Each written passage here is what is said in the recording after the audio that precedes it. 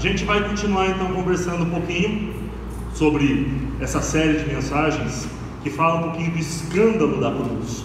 A gente tem lembrado que a cruz, no contexto em que ela aconteceu, foi um escândalo altamente decepcionante, porque Jesus era para salvar, Jesus era para vir mudar a história. E assim, a gente cria expectativas na nossa vida, a gente cria projetos, e via de regra, quando a gente cria essas expectativas, esses projetos, a gente cria com começo, meio e fim, o que tem que acontecer e como tem que acontecer.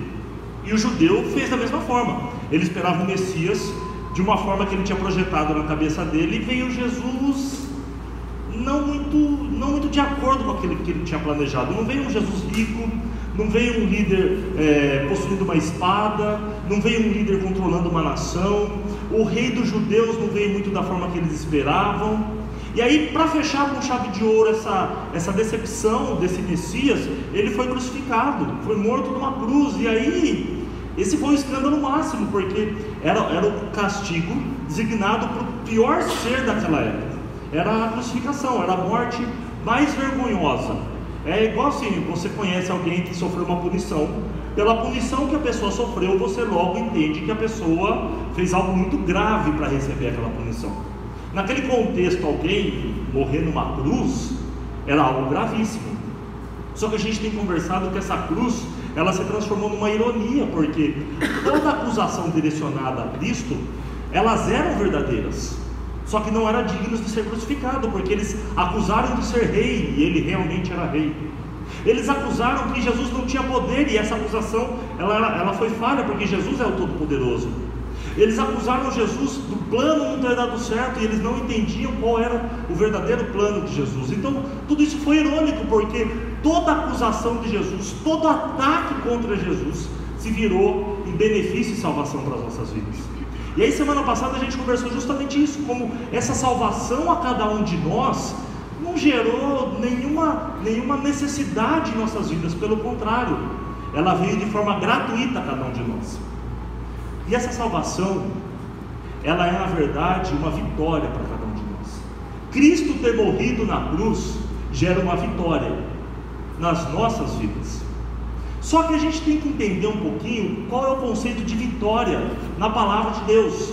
Porque quando a gente pensa em vitória, a gente via de regra pensa numa vitória triunfalista, uma vitória cheia de honras, né? Aquele dizer em toda a medalha, aquele dizer em todo o troféu, honra ao mérito, né? Ao mérito daquilo que eu consegui, o mérito do meu esforço.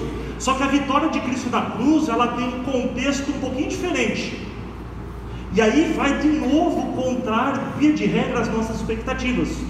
O judeu tinha uma expectativa, Jesus veio e não supriu as expectativas dele.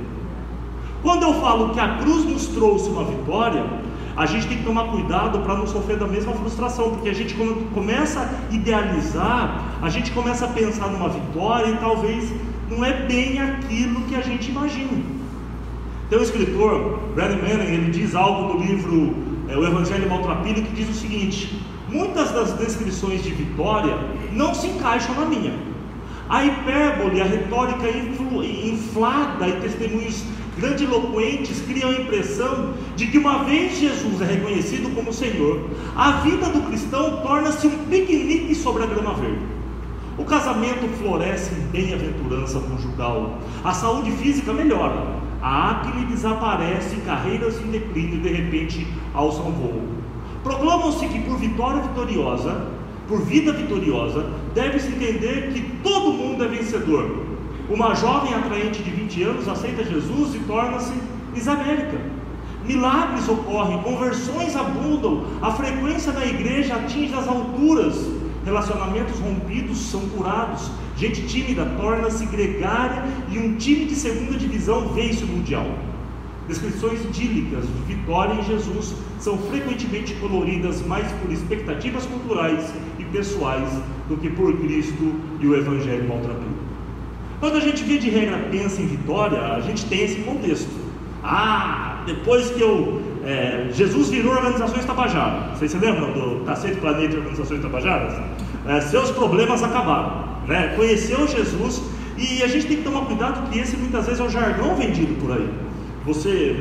São correntes que trazem milagres, correntes que trazem o fim dos seus problemas. São chaves ungidas que quando você abre a tua casa ou abre a porta do teu negócio, porque Jesus está entrando ali, o teu negócio vai obrigatoriamente prosperar. A gente tem que tomar cuidado, porque quando se fala em vitória na cruz, dada por Cristo Jesus a cada um de nós, muitas vezes a gente pensa nisso, em carreiras que agora eu aceitei Jesus, agora se eu sou um advogado eu vou defender os melhores clientes e vou ganhar muito dinheiro. Se eu trabalho no chão de fábrica, agora eu vou virar daqui a pouquinho gerente, eu vou virar dono dessa fábrica, amanhã essa fábrica vai ser minha e eu tomo posse dessa bênção. E aí a gente começa a usar um discurso vitorioso que muitas vezes a palavra de Deus não vem dizer isso pra gente. Quer ver só? Vamos abrir as nossas Bíblias em Romanos capítulo 8, para que a gente venha ler do versículo 1 até o versículo 17. Romanos 8, do 1 ao 17.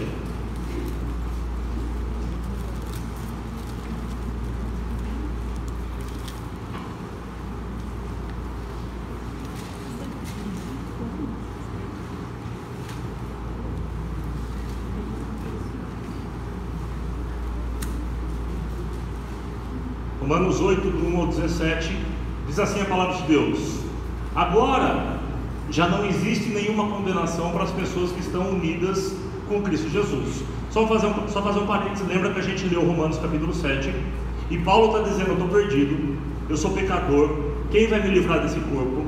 Tudo que eu penso para fazer o que é certo eu não consigo, eu faço aquilo que é errado. E Paulo chega à conclusão: diante disso não tem saída, diante disso eu estou perdido, os meus passos me levam para a morte. Só que ele termina o capítulo 7, começa o versículo 8 dizendo: agora, apesar de tudo aquilo que eu confessei no capítulo 7, já não existe nenhuma condenação para as pessoas que estão unidas em Cristo Jesus. E aí vamos continuar: pois a lei do Espírito de Deus, que nos trouxe a vida por estarmos unidos com Cristo Jesus, livrou você da lei do pecado e da morte. Deus fez o que a lei não pôde fazer, porque a natureza humana era fraca. Deus condenou o pecado na natureza humana, enviando o seu próprio Filho, que veio na forma de nossa natureza pecaminosa, a fim de acabar com o pecado.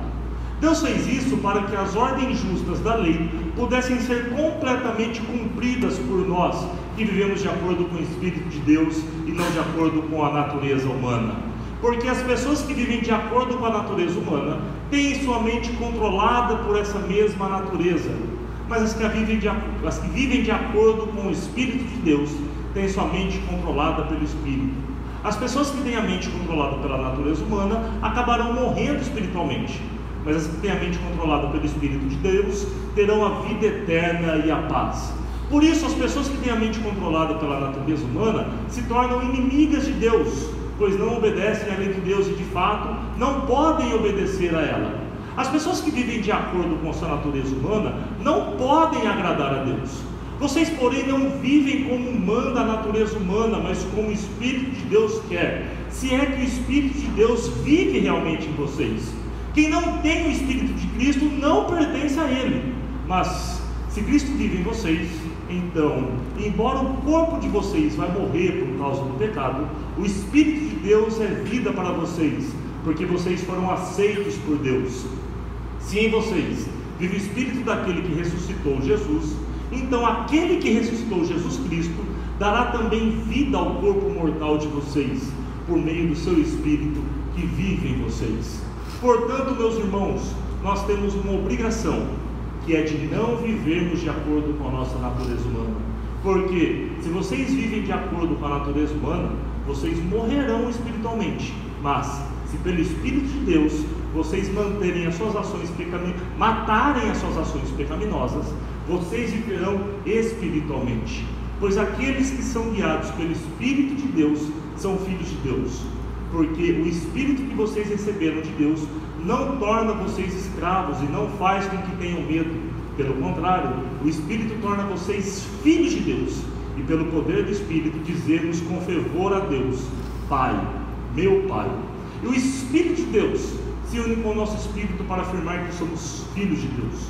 Nós somos filhos e por isso receberemos as bênçãos que Ele guarda para o seu povo. E também receberemos com Cristo aquilo que Deus tem guardado para Ele. Porque se tornarmos parte do sofrimento de Cristo, também tornaremos parte na sua glória. Paulo, ele gasta muito tempo, entre aspas, um bom tempo na carta que ele escreve para a igreja de Roma, mostrando o quanto nós somos fracos, o quanto a gente peca. Paulo tenta nivelar todo mundo por baixo, dizendo que todo mundo é pecador, onde ele chega na expressão máxima do capítulo 7, dizendo que ele inclusive era tanto pecador que ele não conseguia fazer aquilo que ele gostava e pretendia fazer. Mas Paulo, quando ele fala isso, ele não fala isso de forma solitária. A ideia dele é colocar todo cristão dentro desse mesmo balaio, dizendo: olha, é isso que todo mundo faz. Se a gente parar para pensar, é essa toda a nossa ação. A ideia de Paulo é deixar todo mundo desesperado, ainda mais um grupo de judeu que tem o conceito seguinte: olha, eu faço o meu próprio destino. A gente vive num mundo onde as pessoas acreditam muito naquilo que está no alcance do nosso braço. Tem uma música popular brasileira que diz o seguinte: se tem alguém em quem você deve acreditar, acredite em si mesmo. Essa música ela demonstra muito da nossa crença, muito daquilo que a gente tende a imaginar e acreditar como ser humano. Eu acredito naquilo que eu sou capaz de fazer. E aí Paulo está dizendo isso justamente para um público que tem esse pensamento. E aí ele termina dizendo assim: olha, pela nossa capacidade a gente está perdido.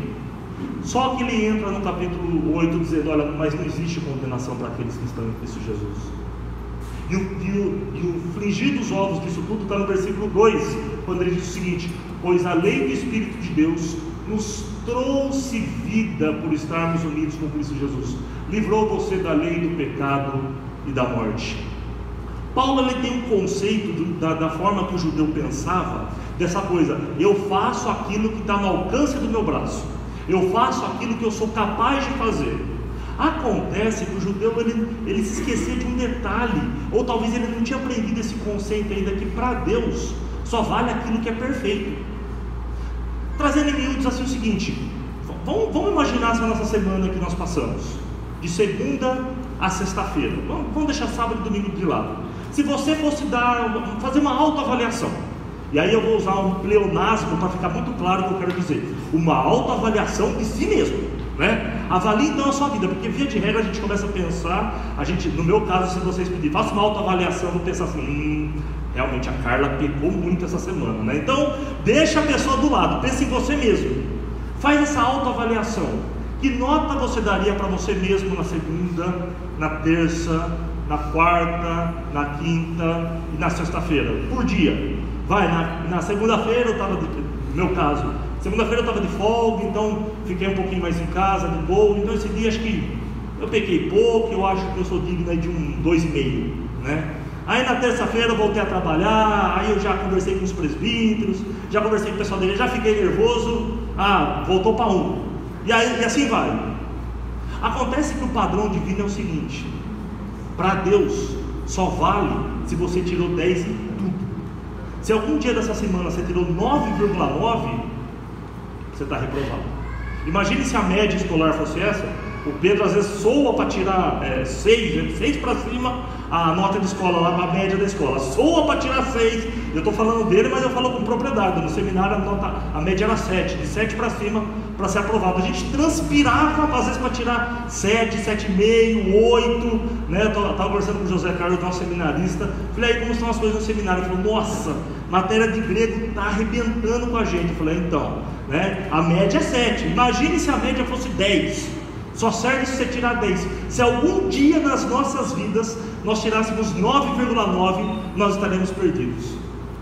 Sendo que Paulo no capítulo 7 disse que a nossa média na verdade é bem abaixo da média, bem inferior à média. Aí o que Paulo está dizendo? Olha, fica tranquilo, porque foi Cristo que nos livrou da lei do pecado e da morte. A gente tem vitória não por aquilo que a gente faz. Quer ver um exemplo, um paralelo bobo disso? O pessoal aqui, até quem não gosta de futebol, assiste Copa do Mundo.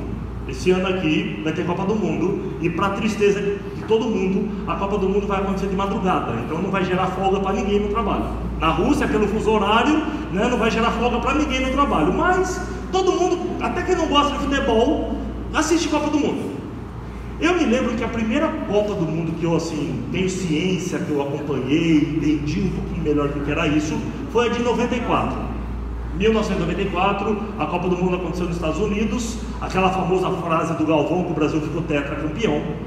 Entre os, nem sei quantos jogadores são escalados para a Copa do Mundo, 22 jogadores. O Chico, nosso informante sobre assuntos de Copa do Mundo, 22 jogadores. Entre os 22 jogadores da Copa do Mundo, tinha um deles lá que a gente conhece muito, conhecido como Ronaldo. Depois ele ganhou o apelido de Fenômeno, o que depois jogou naquele time brilhante do estado de São Paulo chamado Corinthians, sabe? Então, o Ronaldo foi um dos jogadores da Copa do Mundo de 94. Se você procurar no currículo do Ronaldo, tá lá, campeão do mundo pela seleção brasileira em 1994. Agora uma pergunta assim, técnica para quem gosta de futebol: quantos jogos que o Ronaldo jogou em 1994? Nenhum jogo. Só que tá lá, campeão mundial pelo Brasil em 1994, sem ter jogado nenhum jogo, sem ter entrado em campo sequer um minuto. Mas ele é campeão do mundo pela seleção brasileira em 1994.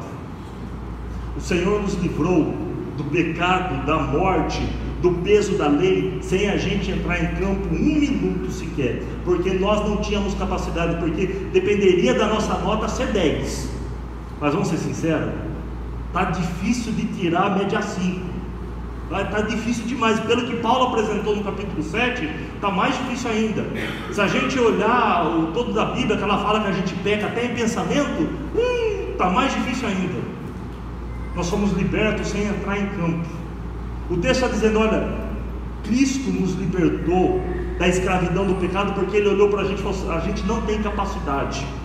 E aí Paulo vai aí consumir os versículos 3, 4, 5, até o versículo 11, mostrando esse movimento do homem que anda pela lei humana e o homem que anda pela lei do Espírito. O que anda pela lei humana, ele tende a desagradar a Deus. O que anda pela lei humana, ele é inimigo de Deus. O que anda pela lei de Cristo, esse sim agrada a Deus e anda de acordo com a vontade de Deus. O que anda pela lei humana está morto espiritualmente. O que anda pela lei de Cristo tem a vida eterna. Então Paulo vai ficar um bom tempo agora, até o versículo 11, mostrando essa disputa que há dentro de nós, essa briga que há dentro de nós, esse conceito que ele falou no capítulo 7, eu sei o que devo fazer, mas eu não consigo fazer, e aí tem Deus que me puxa para fazer isso, e ele começa a apresentar, só que agora tem um detalhe. No capítulo 7 ele se apresenta como prisioneiro, no capítulo 8 ele se apresenta como livre. No capítulo 7, a centralidade do livro de Romanos é o ser, é o eu, somos nós. No capítulo 8, a centralidade do livro de Romanos é o Espírito Santo. Para os irmãos terem uma ideia, no capítulo 7 aparece a expressão Espírito Santo uma vez só. No capítulo 8 aparece mais de 17 vezes a expressão Espírito Santo, porque a centralidade agora do capítulo 8 é o Espírito Santo. É um conceito de que Paulo está dizendo assim: agora nós não estamos sozinhos, apesar de ainda a gente viver nesse conflito, porque, vamos ser sinceros, eu estou falando aqui com um grupo, acredito que todo mundo aqui conhece a Cristo, tem caminhado com Cristo. Porque nós conhecemos a Cristo e caminhamos com Cristo, alguém aqui não comete mais pecado? Então Paulo está dizendo, esse conflito ainda existe dentro da gente. Só que ele está dizendo, agora esse conflito, ele tem uma diferença, nós somos guiados pelo Espírito. Agora nesse conflito nós temos o Espírito Santo conosco. E aí depois dele apresentar esse conflito, do versículo 1 até o versículo 11, mostrando as consequências desse conflito, no versículo 12 ele vai dizer o seguinte: portanto, meus irmãos, agora que nós somos guiados pelo Espírito Santo, agora que nós somos livres, agora que nós temos o Espírito Santo do nosso lado, nós temos uma obrigação que não vivemos de acordo com a nossa natureza humana. Outrora, no capítulo 7, nós éramos escravos, mas agora no capítulo 8 não. No capítulo 8 nós somos livres e nós temos o Espírito Santo com cada um de nós. Deixa eu dizer uma coisa, existe uma falácia, existe uma mentira que às vezes as pessoas dizem por aí, você talvez que está caminhando aqui com a gente, igreja presbiteriana, igreja presbiteriana do Brasil, e aí talvez alguém vai perguntar para você, que igreja você vai? Você vai dizer, eu sou da presbiteriana. Muito provável que alguém vai dizer assim para você, aquela igreja lá não batiza com o Espírito Santo, né? Só um detalhe: a gente não batiza com o Espírito Santo mesmo, porque o Espírito Santo é autônomo, ele faz o que ele quiser. Quem sou eu para batizar alguém com o Espírito Santo? Mas segundo, porque é uma deturpação do que significa ser batizado pelo Espírito Santo.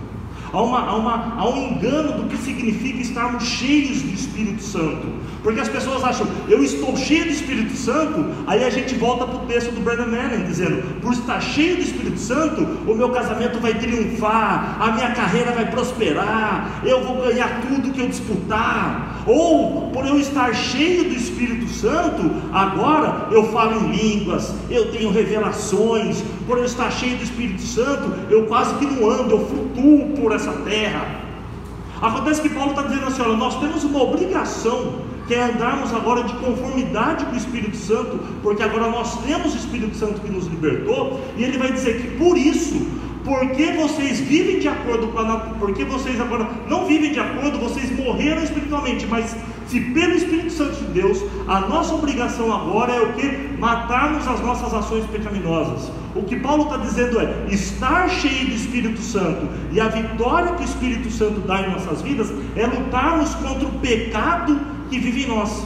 Você quer vitória maior do que essa? O que Paulo está dizendo, estar cheio do Espírito, é ter uma vida característica de santidade. Todo mundo tem uma característica aqui. Essa semana até conversei um pouquinho com as mulheres do artesanato aqui de terça-feira. Todo mundo tem uma característica. Apesar de todo ser humano, via de regra, ter cabeça, 2 braços, 2 pernas, 2 mãos, 2 pés, 20 dedos ao todo, 10 na mão, 10 nos pés. Apesar de todos terem isso em comum, apesar disso, nós temos características bem particulares. Os irmãos já viram a minha. Eu falo mexer nas mãos. Sabe por que eu uso esse microfone de lapela aqui, auricular? Porque se eu tivesse com o microfone na mão aqui, eu pregaria assim possivelmente: porque o povo vem caminhando do deserto, vem de lá, e aí eu estou com o microfone aqui, vem de lá e vai para lá. Porque eu falo muito com a mão, o microfone vai ficar longe da mão, então tem que ficar pendurado na orelha, que é grande, né? Então ele serve para isso, porque essa é a minha característica. A Carla já me deu muita bronca, que às vezes eu pregava e ficava assim: ó, irmãos, o que tem? Aí eu olhava para ela e falava assim: para com a mão, para de bater na perna, é feio isso, né? É característica. E eu sei que eu falo alto. Se eu desligar o microfone aqui, o Weber lá no fundo está me ouvindo, tenho certeza que tranquilamente. São características que nós temos. No seminário, certa feita, a sala, sabe, a gente estava tendo aula de filosofia.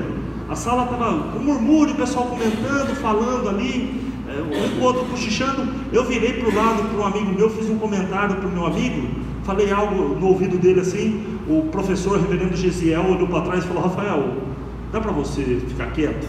Eu olhei para ele e falei assim: o senhor está de brincadeira comigo? Está a sala inteira conversando, um murmúrio, o senhor vem dizer algo para mim, eu só fiz um cochicho. Ele falou: Rafael, o seu cochicho é um grito, fica quieto, né? São características que nós temos, cada um tem a sua. Você vai olhar para a pessoa assim, se você for descrever alguém, via de regra você vai citar as características dessa pessoa, o que ela é, o que ela faz, como ela fala. Os irmãos, não sei se os irmãos perceberam, mas eu falo com o R puxado, né? Porta, porteira, portão. É porque eu vim de Santa Bárbara do Oeste, lá nós somos colonização americana, né? Então por isso nós falamos desse jeito. Mas assim, são características. Paulo está dizendo, a característica daquele que está cheio do Espírito não é falar em línguas, não é ter prosperidade na vida, não é ter vitórias, mas é matar as ações pecaminosas. Paulo está dizendo, até agora vocês não tiveram ação nenhuma, a salvação veio de Deus, uma ação somente dele, mas daqui para frente, nesse momento de santificação, nós temos que buscar, nós temos que nos esforçar, isso tem que fazer uma diferença, tem que fazer eco em nossas vidas. Fazendo um paralelo bobo, você encontra alguém na rua de repente, você olha para a pessoa, isso nunca aconteceu comigo, mas você olha para a pessoa fala para você: nossa, você emagreceu, né? Perdeu aí alguns quilos. Aí a pessoa fala: porque eu fui na nutricionista, a nutricionista passou um novo cardápio para mim, depois disso eu parei de comer farinha branca, eu parei de beber refrigerante, eu parei, aí eu emagreci. Aí a pessoa: que legal, né? Parabéns. Isso aconteceu depois? Isso aconteceu depois que a pessoa passou pela nutricionista. A nutricionista deu um cardápio, ela mudou a alimentação, e aí o que aconteceu?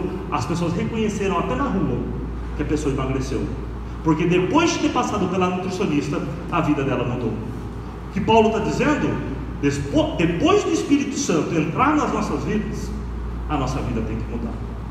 A nossa vida ela tem que ser marcada agora de uma forma diferente.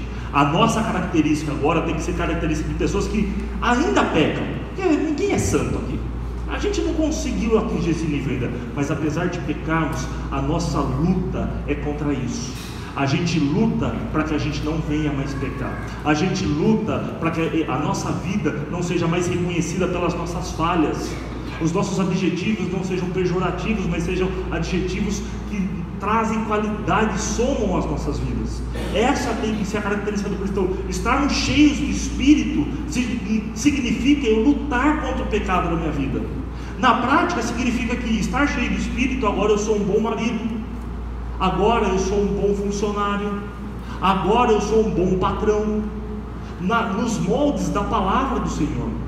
Estar cheio do Espírito é agir de conformidade com a palavra do Senhor e com a vontade dele. Nós somos livres, mas agora nós somos livres para obedecer a Deus. Eu não tenho mais um compromisso, eu não tenho mais que dar satisfação para a minha lei humana, para a minha lei carnal, para a vontade da minha carne, mas eu tenho que dar agora uma obrigação de viver de acordo com aquilo que o Espírito Santo de Deus fez nas nossas vidas. Observa o processo de raciocínio de Paulo. Cristo nos libertou, nós somos salvos, e porque nós somos salvos, agora eu vivo de acordo com a palavra de Deus. Isso é estar cheio do Espírito. Então se alguém falar assim, na sua igreja não tem batismo do Espírito Santo, claro que tem, mas não é o pastor que batiza, é o Espírito Santo que entra na minha vida e transforma a minha vida. Por causa disso eu não falo em línguas, por causa disso eu não tenho revelações, mas por causa disso eu sou um bom marido, eu sou um bom cidadão, eu sou um bom profissional na área que eu trabalho, não por qualquer outra coisa, mas porque o Espírito Santo age em mim, e porque ele age em minha vida. E agora a centralidade do ser, não sou mais eu, é o Espírito. Agora sim eu luto contra o pecado que vive em mim. Paulo está dizendo, nós somos livres, mas livres para obedecer a Deus. Isso, segundo a palavra de Deus em Romanos, é uma vitória que nós temos. A vitória contra o pecado, a vitória contra aquilo que dilacerava as nossas vidas. Isso faz toda a diferença em cada um de nós. E aí Paulo vai encerrar dizendo, mas ainda tem algo maior e melhor para as nossas vidas. Versículo 16, ele diz o seguinte: o Espírito de Deus se une com o nosso Espírito para afirmar que somos filhos de Deus. Nós somos seus filhos e por isso recebemos as bênçãos que Ele guarda para o seu povo, e também receberemos com Cristo aquilo que Deus tem guardado para Ele. O interessante é que a metáfora que Paulo está dizendo aí, quando ele fala que o Espírito de Deus se une com o nosso Espírito para afirmar que nós somos Espírito de Deus, em tese o que Paulo está dizendo assim, nós não somos gerados em Deus, da seguinte forma, ele está dizendo assim, nós não somos nascidos como filho de Deus. A metáfora é como se Paulo estivesse dizendo assim, nós somos adotados por Deus. Deus nos tomou por adoção. Nós não éramos filhos, mas Deus foi lá, nos resgatou e nos trouxe para junto dele. E aí ele fala, olha, por causa disso nós recebemos as bênçãos que Ele guarda para a gente. Numa outra versão diz o seguinte, por isso nós somos herdeiros daquilo que Deus preparou para cada um de nós. Sabe uma frase que as mães dizem muito para filho, quando o filho começa a bagunçar, ela fala assim, ó, o que é seu está guardado, viu? Você vai ver só, se chegar em casa, o que é seu está guardado. É mais ou menos isso que Paulo está dizendo. A nossa vitória maior não é aqui, mas o que é nosso está guardado, mas está guardado pelo Senhor. Conta a história que um casal de missionários, depois de muitos anos trabalhando fora em missões, um belo dia chegou o momento deles retornarem para a terra deles. Encerrou o tempo de trabalho deles, eles entenderam que Deus mandou eles voltarem, e eles retornaram. Enquanto eles retornavam de navio para suas terras, eles observaram que chegando perto do porto estava tendo uma festa, uma comemoração no porto. E aí o casal conversou entre si e falou, olha, eles estão fazendo uma festa para nos receber, olha que delícia. E aí quando eles chegam, eles descobrem que na verdade no navio tinha uma pessoa famosa, e a festa era com o famoso.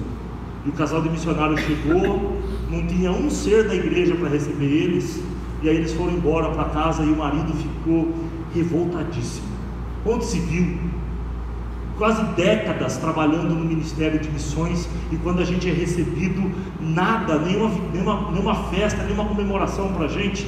E o marido, você sabe como que é homem, né? Ficou falando, a esposa, vai dar uma volta, meu filho, vai relaxar a cabeça. Aí ele fala, eu vou relaxar a cabeça, mas faz o seguinte, conversa com o seu Deus aí, pergunta se está certo isso, se está certo a gente voltar para casa e não ser recebido com festa. E aí ele sai, dá um tempo, ele volta um pouco mais tranquilo, ele olha para a esposa e fala assim, e aí, perguntou para o seu Deus se está certo a gente voltar para casa sem ser recebido com festa? Ela falou assim, perguntei, e ele falou que realmente não está certo. Ela falou, então, só que ele também falou que a nossa casa não é aqui, a gente não chegou na nossa casa. O que é nosso está guardado. Não tem maior vitória do que essa. Essa noite, por volta de 00:10, 00:20, não lembro direito o horário, tocou meu celular. Eu atendi. Eu tenho um amigo chamado Lucas Inocente, ele morava em Blumenau, Santa Catarina. A gente estudou junto, um bom amigo meu. Quem me ligou foi o primo dele, falando, Rafa, o Bruno estava andando de moto, ele se perdeu com a moto, bateu na traseira de um caminhão e faleceu. Amanhã, bem possivelmente, eu vá para Santa Bárbara do Oeste, que o corpo está indo para lá, que vai ter o velório. O Lucas, ele tem 10 dias de diferença de mim. O aniversário dele é 13 de julho, o meu é 23 de julho. Eu não tive a oportunidade de conversar com a mãe do Lucas e com a esposa do Lucas ainda. Mas o que eu vi que elas escreveram foi a dor que elas vão sentir com a ausência dele, a dor da morte de um rapaz jovem, 33 anos apenas. Mas sempre elas terminam dizendo com conforto, eu sei que você agora está desfrutando da presença do Pai. Eu sei que agora você está junto do Pai. Não tem vitória melhor para o cristão. A nossa maior vitória não está aqui. A nossa maior vitória não está em conquistar um carro zero, uma casa, prosperidade e riquezas. Mas segundo Paulo, Deus mostra a cada um de nós que a nossa maior vitória está em lutarmos contra o pecado aqui e desfrutarmos da glória eterna no céu, juntamente com o Pai. Foi essa vitória que a cruz de Cristo gerou a cada um de nós.